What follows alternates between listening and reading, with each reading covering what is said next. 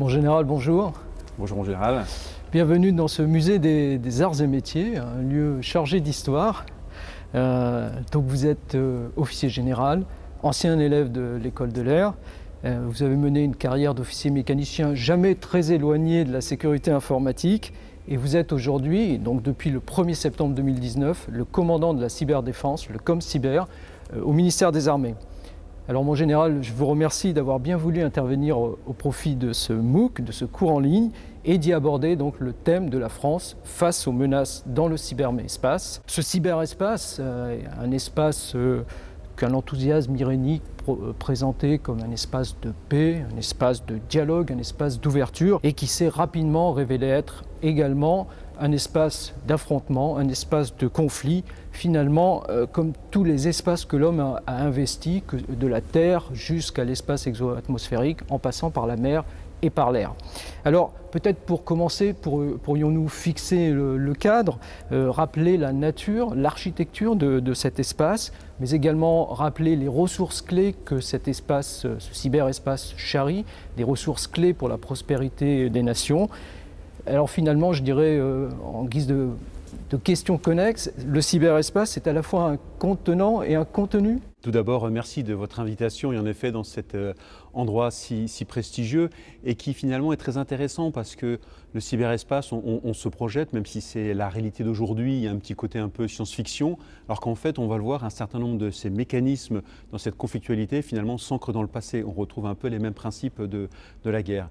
Alors on les retrouve, mais dans un environnement en effet complètement créé par l'homme. C'est ça qui est intéressant, c'est que ce cyberespace, qui est à la fois constitué des ordinateurs, des réseaux, des logiciels, mais évidemment qui traverse le monde en fait. On est relié par des câbles, par des satellites. Tout ça, ça constitue cet espace justement virtuel, cyber, qui est donc complètement créé par l'homme et qui évolue en permanence. Alors, pour fixer un petit peu les choses, c'est vrai, j'ai commencé déjà à le faire. Ce qui est intéressant, c'est de voir d'abord ce qui est très concret, qui est très physique. Ces ordinateurs, ces câbles. Alors, pas tant parce que le physique, c'est rassurant, mais parce que le physique, il est posé quelque part. Donc, il y a un volet territorialité. Et ça, c'est très important parce que dans le cyberespace, on n'est pas uniquement dans le domaine de la science, de l'informatique, on a aussi des aspects juridiques qui sont fondamentaux. Donc, une base physique, avec ce volet territorialité qui va permettre de faire une accroche sur le droit. Un deuxième strate qui est la strate logique. En fait, ce sont en effet tous ces programmes qui vont permettre que ces équipements fonctionnent et qui vont pouvoir permettre de dialoguer les uns avec les autres, typiquement par Internet, avec un certain nombre de moyens. Et enfin, une troisième couche, qui est cette couche que l'on peut appeler cognitive, où là, en fait, c'est typiquement les réseaux sociaux, avec un identifiant. Alors, on peut prendre son nom, son prénom, Didier.Tisser, ou bien Toto, Titi, tout ce que l'on veut. Et ça permet d'une certaine manière de se cacher. Et évidemment, souvent quand on met un masque, ça débride la manière de faire les comportements des uns et des autres. Donc en fait, trois couches. Et ce qui est important, c'est que chaque couche permet d'accéder à l'autre. La couche physique permet de porter atteinte à la couche logique et la couche logique permet de porter atteinte éventuellement à la couche cognitive. Et donc voilà cet espace qui est très intéressant, qui permet à la fois de contracter le temps et l'espace, qui permet à la fois de viser, chercher à atteindre une seule personne par son identifiant, sa localisation, ou une multitude de personnes. Donc déjà, on voit qu'on a une particularité dans cet espace, on peut s'y cacher, on est présent, on y dépose des éléments, on y dépose ses photos dans le cloud, on y dépose des documents un peu plus précieux que l'on souhaite protéger et rendre inaccessibles à d'autres. Et finalement, à la fois ces données que l'on a sont intéressantes, mais aussi les métadonnées, les liens, les réseaux que l'on constitue les uns avec les autres, tout ça, ça a une valeur. Et finalement, au travers de ce cyberespace, l'ensemble des sociétés, eh bien, elles vont numériser leurs activités et petit à petit être dépendantes justement de cette numérisation. Et certains, justement, y voilà un intérêt, soit un intérêt, j'allais dire, par exemple, commercial, nous vendre un certain nombre d'éléments et faire de la publicité au travers de cet cyberespace, ou bien dans une dynamique un peu plus agressive, essayer de nous prendre ces informations-là au titre d'une cybercriminalité, voire pour certains États, de jouer dans ces influences, ce rapport de force que certains États ont. Et aujourd'hui, justement, un élément important, mais on y reviendra après, c'est cet aspect du seuil.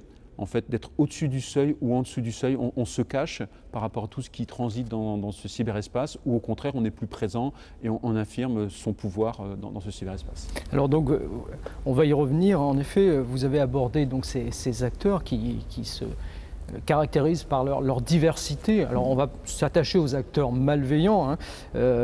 En effet, on peut avoir des puissances, on peut avoir des intérêts économiques mafieux, on peut avoir des intérêts idéologiques ou politiques, je pense aux terroristes, mais également des individus qui ont des visées malveillantes. Et vous l'avez évoqué aussi, le cyberespace leur offre un relatif anonymat pour mener des actions, alors a priori plutôt des actions d'espionnage, de subversion, voire peut-être même de sabotage, vous nous en reparlerez. En tant qu'opérationnel, donc quelle est la réalité, quelle est l'acuité des menaces qui se déploient donc, dans ce cyberespace? Quel est l'arsenal qu'utilisent ces acteurs malveillants? Comment ils l'utilisent, mais également comment ils le développent? Alors justement, cette utilisation du cyberespace à des fins malveillantes, elle s'est d'une certaine manière un petit peu professionnalisée. On a l'image du hacker dans son garage, en fait, qui va essayer d'accéder voilà, à un individu. Donc, malgré tout, ça existe toujours, en fait, hein, avec des motivations qui sont la gloire, en fait, s'imposer, se faire embaucher par une entreprise. Mais évidemment, la difficulté quand vous êtes à titre individuel ou en tant qu'administration ou entreprise, qu'il se passe un événement sur votre système informatique, que vous n'accédez plus à vos données, vous posez la question, tiens, qu'est-ce qui se passe? Est-ce que c'est un dysfonctionnement? Est-ce que derrière ce dysfonctionnement, il y a quelqu'un? Et est-ce que finalement, cette personne, elle veut accéder à mes données? Qu'est-ce qu'elle veut en faire? On parle beaucoup actuellement de rançongiciel. Donc en fait, notre ordinateur est bloqué, on nous demande de payer une rançon pour débloquer ces éléments. Donc en fait, aujourd'hui, et là j'ai en effet ma casquette de commandant de la cyberdéfense, et donc nécessairement une certaine paranoïa. Je me positionne justement, attention, ce sont les intérêts vitaux de l'État, du ministère des Armées qui peuvent être attaqués. Cette capacité à pouvoir être résilient et à agir par rapport à une attaque potentiellement étatique. Mais finalement, ça au début, on ne s'en rend pas compte. On ne sait pas ce qu'il en est. Et c'est ça une des difficultés, c'est qu'en fait, le ministère des Armées, l'État, au travers l'Agence nationale de sécurité des systèmes d'information, en fait, il faut qu'on se défende un petit peu tout azimut.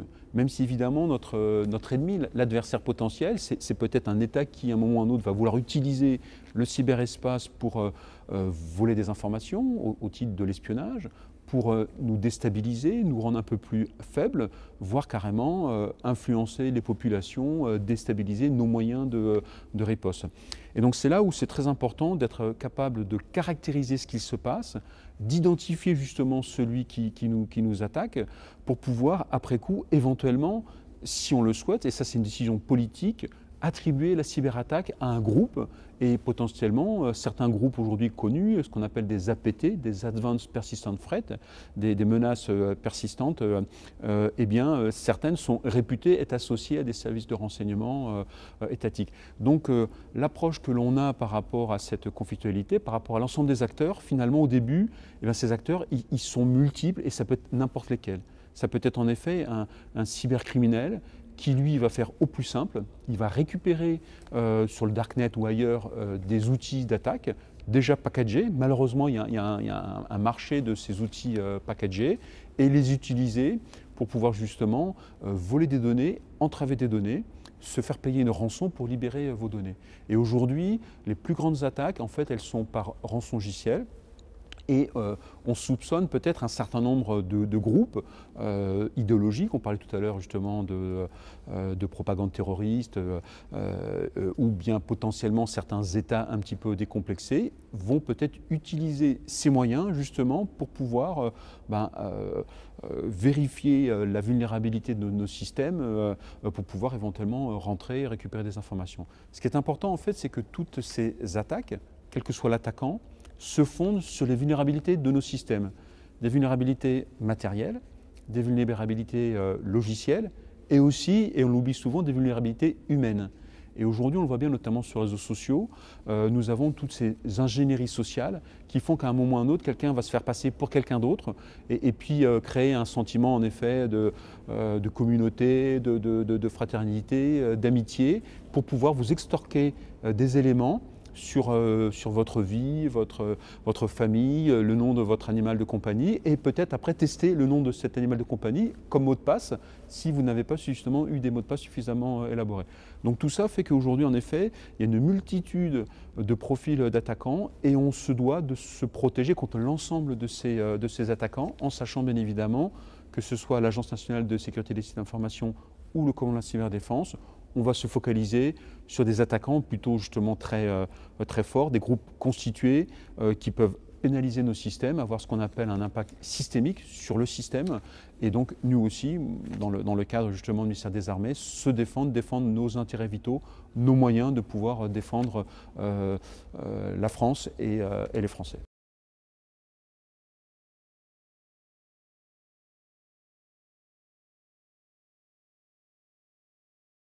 Vous avez évoqué donc cet ensemble de menaces, cet ensemble d'acteurs malveillants, la façon dont la France commençait à y faire face, comment elle s'organisait. Peut-être que vous pourriez aller un peu plus loin, nous expliquer un peu comment s'articule la réaction, l'organisation de la France face aux cybermenaces. Vous avez parlé de l'ANSSI, vous avez parlé de votre commandement. Comment tout ça se met en place au service d'une vision stratégique? Alors en fait, c'est vrai que c'est pas venu du jour au lendemain en fait. On ne devient pas une puissance cyber, on ne développe pas des moyens cyber comme ça du jour au lendemain. C'est un travail de longue haleine et on peut considérer que finalement l'élément déclencheur, ça a été en 2007, l'attaque de l'Estonie, donc une attaque assez importante et que certains relient à un État proche par rapport à des actions justement qu'a mené ce pays, donc en rétorsion. Et finalement, beaucoup d'États se sont dit mais tiens, un État avec des moyens cyber-offensifs est capable de pouvoir paralyser tout ou partie d'un autre État. Et donc on ne peut pas accepter cela. Il faut qu'au même titre qu'on défende notre territoire, l'action de l'État en mer, l'espace aérien, et bien, il faut aussi qu'on puisse défendre notre cyberespace, nos moyens, cette notion un petit peu de souveraineté numérique sur laquelle on reviendra peut-être. Voilà. Alors donc à partir de 2007, il y a vraiment eu toute une dynamique qui a été faite et qui s'est traduite notamment au travers des livres blancs sur la défense et la sécurité nationale, celui de 2008, celui de 2013, où on a identifié le domaine cyber comme étant, dans un premier temps, une priorité stratégique, et puis après, un véritable enjeu stratégique. Et tout cela, ça a été confirmé, et donc la France a renforcé ses capacités de défense, mais aussi, on s'est aperçu que finalement, pour faire stopper une attaque, eh bien, il fallait remonter à la source, être capable, nous aussi, d'attaquer, mais dans un cadre juridique très précis, justement, qui est celui, plus globalement, qu'on peut appeler celui du droit des conflits armés, avec donc un positionnement derrière, avec une résolution du Conseil de sécurité, ou des mécanismes, par exemple, de légitime défense, si on considère que l'attaque que l'on a, elle porte suffisamment atteinte à nos intérêts fondamentaux, et que la manière dont cette attaque se fait peut être considérée comme une agression armée, pour qu'on puisse justement riposter avec ces moyens. Et ça, c'est vraiment quelque chose d'important. Donc régulièrement, une montée en puissance au travers de ces livres blancs qui se sont concrétisés par des lois de programmation militaire avec des moyens humains et financiers. Et par exemple, la dernière loi de programmation militaire, la 2019-2025, elle octroie 1,6 milliard au bénéfice des capacités de cyberdéfense au sens large. Et ce sont plus de 1000 cybercombattants qui vont venir rejoindre ceux qui existent déjà, où actuellement on a à peu près 3400, donc l'objectif en effet c'est de dépasser les 4000. Et derrière tout cela, il y a eu aussi une véritable réflexion, une revue stratégique de cyberdéfense qui a été menée et qui s'est rendu compte en fait que globalement, même si en effet le ministère des Armées, d'autres ministères, l'Agence nationale de SSI étaient constitués, avaient des moyens, mais on s'est aperçu que certaines administrations, certaines petites et moyennes entreprises n'avaient malheureusement pas les moyens de pouvoir se défendre. Et donc cette revue stratégique de cyberdéfense a structuré le paysage et le domaine de la cyberdéfense avec un certain nombre de chaînes opérationnelles, la protection des systèmes, l'action militaire, le renseignement, là c'est quelque chose aussi important, il y a énormément de choses dans le cyberespace. Et puis aussi, un point qu'on oublie souvent, qui est l'investigation judiciaire qui permet justement au travers de la police, de la gendarmerie, de la justice de pouvoir réagir et contrôler et punir ceux qui pénètrent nos systèmes. Et tout ça, ça se coordonne au travers un organisme qui s'appelle le C4. C'est le Centre de coordination des crises cyber. C'est un organisme qui est présidé par le SGDSN, le secrétaire général à la Défense et la Sécurité nationale, avec évidemment l'ANSSI qui est partie prenante de cela, pour pouvoir dialoguer en fonction de l'ensemble des ministères qui participent, en sachant que le modèle français, il fait la distinction entre la défense des systèmes, avec justement une ANSSI, une agence qui vient aider les uns et les autres, et puis des services plus spécialisés dans l'offensif, qui eux justement vont pouvoir porter ces armes cyber qui sont des armes d'emploi. Alors, je ne sais pas si vous pourrez nous parler des armes cyber, mais peut-être on peut évoquer donc ces intérêts. Vous avez évoqué la souveraineté numérique, on pourrait ajouter les intérêts économiques, les intérêts militaires, y compris sur les théâtres d'opération. Alors finalement, comment on agit sur ces différents domaines, sur ces différents aspects, sachant que finalement le cyber c'est un petit peu, j'allais dire, il est au cœur, il est au centre de tous les aspects de nos intérêts stratégiques, quels qu'ils soient finalement. Donc on a défini en fait une sorte de gouvernance interministérielle, donc une gouvernance c'est-à-dire qu'on réunit l'ensemble des acteurs concernés et on définit au travers d'une autorité ou de plusieurs autorités justement quels sont les grands axes vers lesquels on veut aller et comment on va mettre des moyens justement pour monter en gamme, monter en capacité, développer des outils. Donc cette gouvernance a été définie et elle permet donc de relier à la fois le ministère des Armées, le ministère de l'Intérieur, le ministère des Affaires étrangères et ça nous permet de travailler ensemble et de pouvoir justement chacun apporter sa vision. On a aussi évidemment le ministère de la Justice et donc en fonction des perceptions de ce domaine, du type d'attaque que l'on peut avoir, chacun des ministères va apporter des éléments de réflexion pour que l'on puisse bâtir ensemble, collectivement, une réponse à cela. Et ça se traduit notamment justement par rapport à une doctrine, une capacité justement de réponse à des attaques cyber qui vont permettre, comme je le disais, c'est très important de savoir qui nous attaque. Est-ce qu'en effet c'est un individu? Est-ce que c'est un groupe idéologique, un groupe terroriste ou un groupe cybercriminel ou éventuellement un État? Et puis après finalement, comment est-ce qu'il nous attaque? Est-ce qu'il rentre dans nos systèmes parce que malheureusement on a laissé la porte ouverte? C'est très difficile en fait dans le paramétrage de l'ensemble des systèmes de s'assurer que les mesures de sécurité sont bien paramétrées et sont efficaces. Et puis après, quel est l'impact justement de l'entrée dans nos systèmes? Est-ce que c'est juste pour regarder? C'est pour nous voler des données? C'est pour bloquer nos systèmes? Et donc la perception de qui nous attaque, comment il nous attaque, et quel est le résultat de l'attaque va faire en sorte que l'on va imaginer, et c'est ce que l'on a fait, un certain nombre de catalogues de réponses. Et ces catalogues de réponses, ça peut être des réponses diplomatiques, des réponses économiques, voire des réponses militaires en fonction de l'attaque. Et donc ça, c'est vraiment quelque chose de très fort.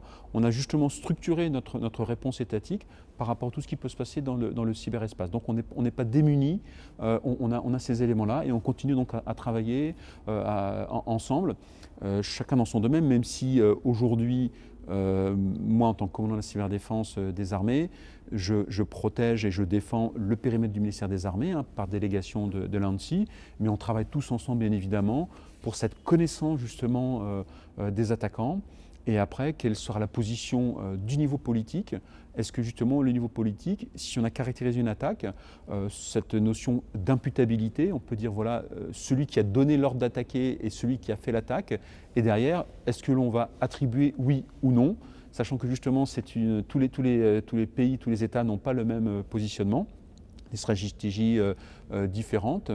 Et pour la France, une attribution, et surtout si elle est publique, en fait c'est un point de départ. C'est un point de départ d'une discussion parce que dans le cyberespace, ce qu'il faut faire attention, c'est à l'escalade automatique. Parce que souvent, on ne voit pas les actions et donc finalement une petite attaque, une plus grande attaque en riposte, encore une plus grande attaque. Et à la fin, peut-être que finalement, c'est paralyser des systèmes électriques d'une ville, c'est paralyser des hôpitaux. Donc on fait très attention dans le cyberespace de savoir justement comment on doit réagir à une attaque. Et un des principes justement de la France, c'est cet équilibre c'est ce domaine puissance, justement, puissance d'équilibre, et toujours rechercher la désescalade et toujours trouver, essayer de comprendre finalement pourquoi tel événement s'est passé, qu'est-ce qui a motivé cet événement pour pouvoir se positionner au juste milieu. Au juste niveau. Et donc, vous nous avez parlé, décrit cette coordination interministérielle, interservices, et cette doctrine française face aux cybermenaces, face aux cyberattaques. Est-ce que cette doctrine, elle est compatible avec celle de nos voisins, celle de nos partenaires, avec celle de nos alliés? Comment se fait la coordination? Quel niveau de coordination peut-on envisager avec avec nos alliés? Et puis, est-ce que vous pouvez nous éclairer sur les résultats des actions menées pour contrer certains types d'attaques? Alors ces doctrines, en fait, elles s'appuient sur un peu les mêmes éléments, mais avec des degrés très différents. Elles s'appuient sur des éléments de, voilà, on refuse évidemment de se faire attaquer. Donc on va faire en sorte d'avoir un niveau de défense suffisant. Et pour avoir ce niveau de suffisant, en fait, on est obligé, et tant mieux, d'avoir des partenariats civils-militaires en France, mais aussi des partenariats avec des alliés et des échanges d'informations sur la connaissance des attaques qui peuvent se passer dans le monde. Donc, dans ces échanges sur la connaissance de la menace, certains partagent beaucoup, d'autres moins. Parce que c'est vrai, savoir ses pouvoirs et certains rechignent à échanger, donc il faut un cadre donné. Ces cadres existent avec certains partenaires, ils n'existent pas nécessairement avec d'autres. Et aujourd'hui, on travaille beaucoup justement dans le cadre de l'OTAN, dans le cadre de l'Union européenne, pour pouvoir échanger des informations qui sont très utiles pour anticiper les attaques. Alors après, c'est pareil, je parlais de riposte. Aujourd'hui, par exemple, en France, ceux qui sont identifiés pour pouvoir riposter, c'est un cadre très précis qui a été défini et qui autorise de pouvoir riposter par rapport à une attaque. Et donc, le commandant de la cyberdéfense fait partie de ceux qui sont capables de riposter si on attaque justement notre potentiel militaire et qu'on cherche donc à l'atteindre profondément. Il y a certains pays qui autoriseraient des entreprises privées à réagir. C'est ce qu'on appelle le hack back. Et donc, dans un esprit plus anglo-saxon, ils considèrent que c'est normal, en fait, quelqu'un se fait attaquer, qu'il puisse se défendre. Mais attention, quand on se défend, ça veut dire utiliser des moyens cyber potentiellement offensifs. Et là, se posent des questions des effets de bord. Attention, les effets de bord, en fait, on a vu un certain nombre de cyberattaques qui se sont propagées dans le monde et qui ont eu des effets très importants. Donc là, c'est un des principes justement assez fondamentaux en France, c'est d'appliquer le droit des conflits armés et notamment le droit humanitaire sur justement le cyberespace avec par exemple des principes de discrimination. On va discriminer une cible potentiellement militaire par rapport à celle qui pourrait nous attaquer, par rapport à une cible civile bien évidemment, et faire en sorte de bien cibler l'attaquant ou un espace précis d'un serveur de cet attaquant dans un cadre donné et non pas tout le monde. Donc en fait, ces principes de il faut faire en sorte que l'attaquant n'ait pas envie de nous attaquer, que ça lui coûte cher de nous attaquer, qu'il ait en retour éventuellement une riposte. Tous ces éléments-là, grosso modo, font partie de l'ensemble des doctrines, mais certains sont plus ou moins offensifs, sont plus ou moins en anticipation par rapport à ce type d'attaque. Et donc là, dans ce domaine comme dans d'autres, la France est assez à l'équilibre, mais elle ouvre quand même la palette complète, y compris justement sur les actions offensives. Et aujourd'hui, sur nos théâtres d'opération, donc dans un cadre très précis, on utilise des armes cyber comme étant des armes justement de supériorité opérationnelle, au même titre que nous avons des avions performants, des bâtiments de la marine performants, des véhicules blindés performants. Donc on a aussi des outils performants dans le cyberespace pour pouvoir de manière combinée, de manière intégrée, faire des opérations et assurer le succès de nos armes. En général, nous arrivons au terme de cet entretien et je voudrais vous remercier à nouveau pour cette participation au cours en ligne du Conservatoire national des arts et métiers sur les questions stratégiques. Merci mon général donc, pour ces éclairages que vous avez bien voulu nous apporter aujourd'hui sur la réponse de la France face aux menaces dans le cyberespace. Merci. Je vous remercie, c'était un plaisir et donc faites attention tous en fait, c'est vraiment cette sécurité sur chacun et aussi sur des équipes spécialisées, mais c'est vraiment chacun, on a tous un rôle à jouer dans la cybersécurité. Nous retiendrons le conseil. Merci.